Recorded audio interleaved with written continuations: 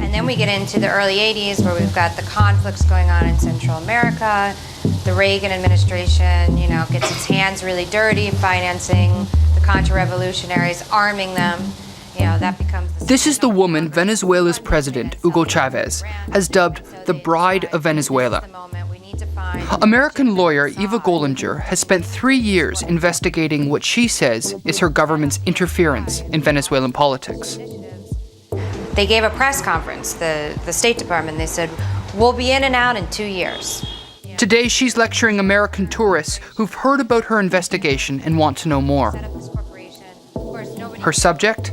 How the Bush administration is gunning for regime change in Venezuela. Now we're up to the point where they're saying Venezuela's not cooperating with the war on terrorism, we're going to sanction them. It's one step away from classifying Venezuela as a terrorist, as a state sponsor of terrorism. In fact, that's being discussed actively.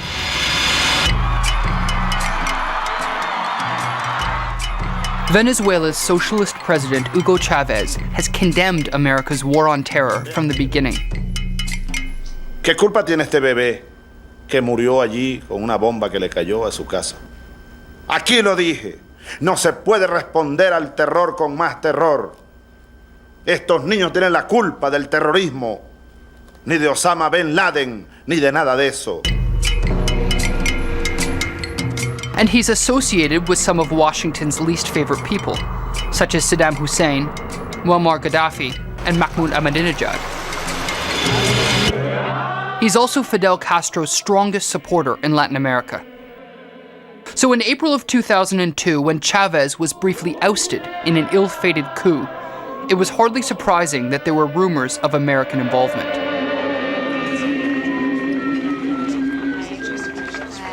But Gollinger, whose mother was born in Venezuela, was the first to look for evidence and to write it down. I was in a situation where, I'm a U.S. citizen, I'm a Venezuelan citizen, I'm an attorney. I feel obliged to use whatever I have in my power to disclose and discover what's going on here, what one of my governments is doing to the other one of my governments. Gollinger used America's Freedom of Information Act to obtain documents from the CIA, State Department, and the Department of Defense. What she found paints a damning portrait of covert American activities at the time of the coup. This top-secret CIA brief from April 6, 2002, contains the most dramatic revelation of all. So what it says is the coup will take place in the first weeks of April, which it did. Violence will be provoked in an opposition march, which is what happened, and the president will be taken prisoner, along with other members of his cabinet. And that's basically what happened. Written 5 days before the coup, the CIA brief shows that Washington knew all about how Chavez was going to be overthrown. Dissident military factions are stepping up efforts to organize a coup against President Chavez, possibly as early as this month. The CIA brief singles out Chavez and 10 other senior officials for arrest, and claims that to provoke military action, the plotters may try to exploit unrest stemming from opposition demonstrations slated for later this month.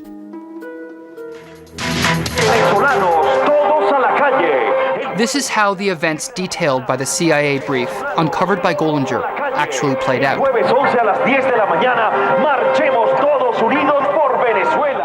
There has always been significant grassroots opposition to Chavez, and by April 11, 2002, this had come to a head.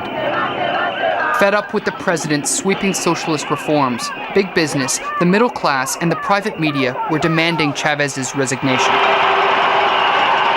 At a massive rally, the supposedly spontaneous decision was made to march on the president's palace, Miraflores. Pero no descartemos la posibilidad que esta masa, que este río humano marche hacia Miraflores contundentemente para sacar a este traidor del pueblo venezolano. Violence ensued, and a dozen people were killed by snipers who have never been identified. Just as the April 6th CIA brief had anticipated, this violence became the trigger for the coup. Venezolanos, el presidente de la República ha traicionado la confianza de su pueblo. Está masacrando a personas inocentes con francotiradores.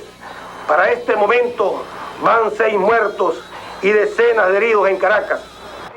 Incredibly, this statement by the army officers who overthrew Chavez was recorded more than 2 hours before the shooting. Soon Chavez was captured by the military, and Pedro Carmona, a corporate giant, was installed as president. Pedro Carmona Estanga, presidente de la República de Venezuela. Por el consenso de fuerzas, tanto en la sociedad civil venezolana como también en el estamento castrense, en las Fuerzas Armadas, se me ha pedido que encabece. Despite its advanced knowledge of the coup plans, the White House was quick to support the coup leaders and accept their version of events. According to spokesperson Ari Fleischer, we know that the action encouraged by the Chavez government provoked this crisis. The results of these events are now that President Chavez has resigned the presidency.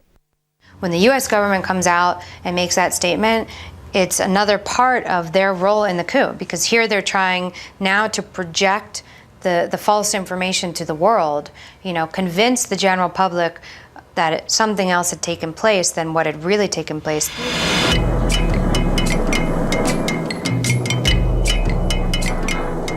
Chavez had in fact not resigned.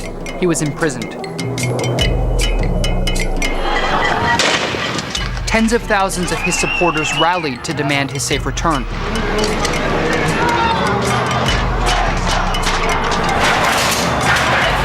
Soldiers still loyal to Chavez retook the palace, and the coup crumbled within 48 hours.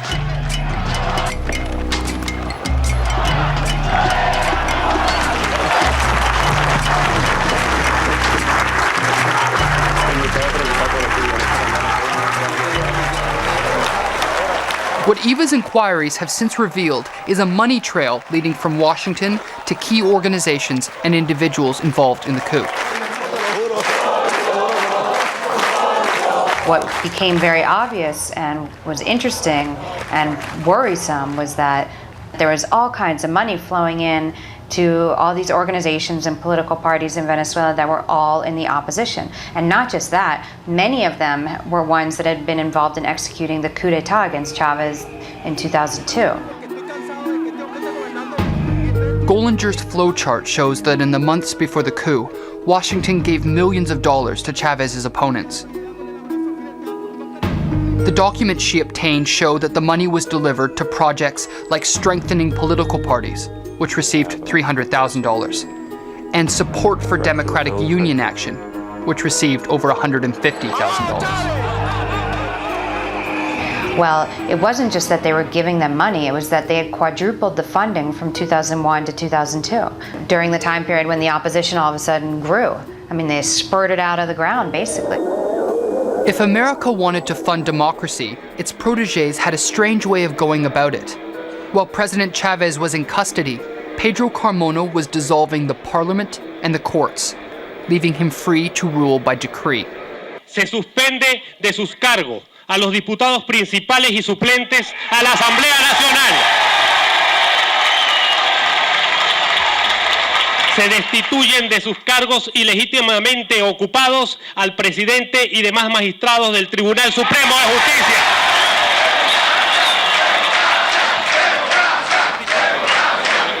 Just 5 months before, Carmona had been visiting Washington as a guest of the State Department.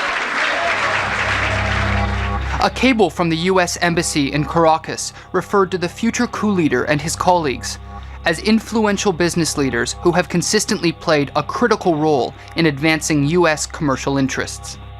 Another cable said Carmona was regarded as the right man for the right time in Venezuela. Fall of 2001, the embassy starts sending cables up to Washington saying Pedro Carmona is the right man for the right time in Venezuela. He's a statesman and this, that, and the other. Things that are very revealing about how they were, prepping Carmona for the position of president. In fact, U.S. Ambassador Charles Shapiro was one of the first people to visit President Carmona on the day he took power. Les informé de la situación en Washington y de la OEA y de algunas apreciaciones nuestras. ¿Cuáles son esas apreciaciones? Son apreciaciones privadas, muy diplomáticas y muy privadas.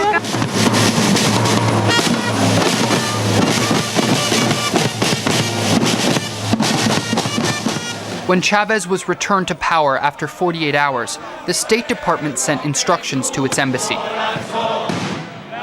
If asked, was the United States involved in the attempt to remove Chavez from power? Answer: absolutely not.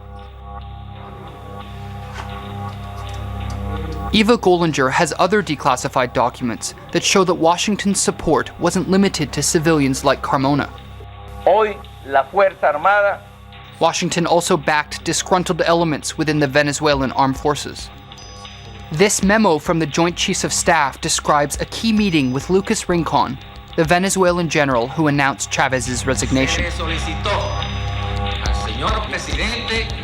While our relationship with Venezuela is strained because of the words and actions of President Chavez and his administration, our relationship with the military continues to be strong.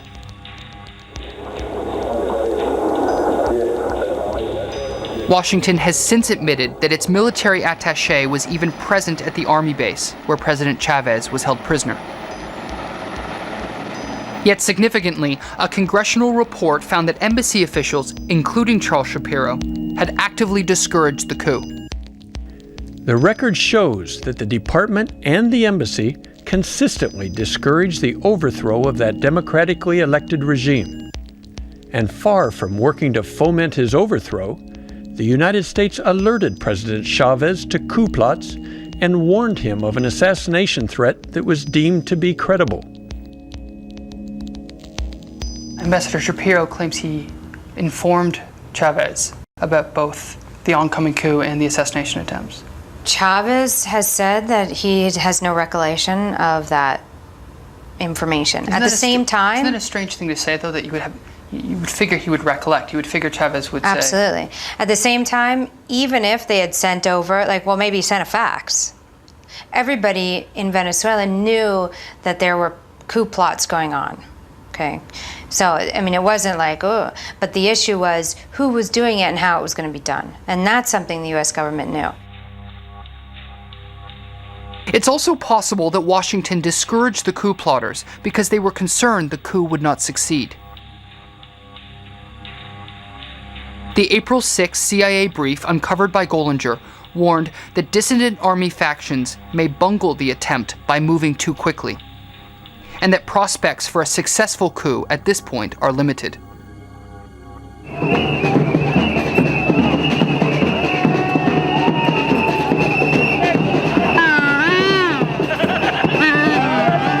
Today, opposition groups are still working hard to oust Chavez in December's presidential election.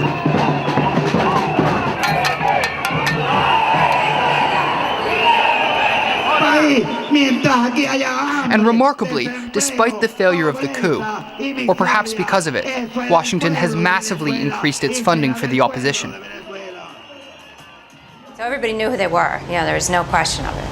And instead of the National Endowment for Democracy saying, wow, these guys aren't really democratic, they just tried to overthrow the government, we can't keep funding these guys. Instead of doing that, 2 weeks after the coup, the U.S. State Department issues a special $1 million fund to the National Endowment for Democracy to fund Venezuela projects. And they give that money to the same people that had just executed the coup. So it seemed more as though they were saying, we didn't give you guys enough, we gotta give you more, because you failed, The sole opposition presidential candidate, Manuel Rosales, was one of those who signed the decree that dissolved the parliament and the courts. At a press conference, he was asked if his campaign was being funded by Washington. La segunda pregunta es, ¿cuál sería su respuesta a las numerosas acusaciones de la cantidad de dinero que estaría ingresando de los Estados Unidos hacia la campaña de la oposición? Primero tienen que decirme dónde está porque andamos cortos.